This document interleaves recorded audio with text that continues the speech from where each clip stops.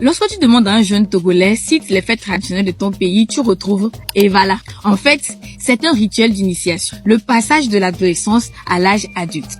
Chez les garçons, c'est Evala. Chez les filles, c'est Akema. Savez-vous que les Kabyais sont regroupés en deux groupes? Nous avons les Kabyais de l'Abina et ceux de la Kosa. On retrouve certaines variantes très proches du Kabyais comme le Tem Kotokoli, le Lamba. Mais Evala, comme vous connaissez, cette lutte-là se déroule généralement dans la Kosa et une partie de Doufelbou, notamment chez les gens de Agbande Yaka. Ce sont des empoignades, mais avant que cette technique-là, cette lutte-là ne se passe comme vous le voyez en grande pompe, il y a des cérémonies préliminaires. Tout commence lorsque les parents d'un jeune Kabyais iront voir l'oncle de l'enfant pour lui dire que leur fils est prêt à être initié. Alors l'oncle prend ses responsabilités pour amener son neveu dans les cérémonies d'initiation. Les cérémonies préliminaires consistent à mettre le jeune en réclusion pendant quelques jours où il y a des cérémonies, notamment les scarifications symboliques qu'on appelle Efatititase.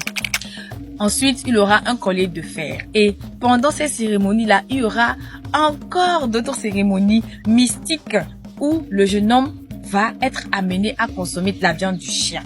Ce qu'on appelle en Kabyais Poto Soe Anando. Ça a une symbolique particulière, mais on y reviendra la prochaine fois. Après avoir consommé de la viande du chien, il peut déjà être considéré comme un jeune qui passe de l'adolescence à l'âge adulte.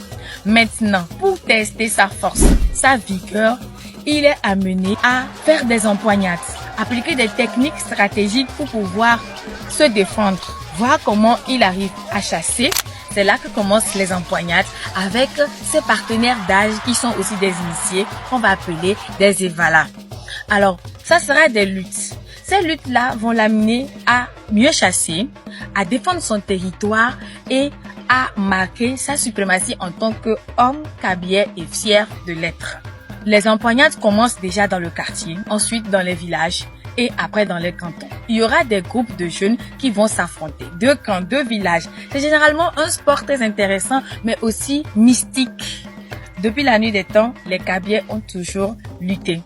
Et après cette lutte, il y a un autre passage qui est Kondona. Mais pour l'heure, nous allons nous pencher que sur Evala. Si vous connaissez mieux l'histoire, n'hésitez surtout pas à me dire dans les commentaires et nous allons tous apprendre. Et là-bas, allez.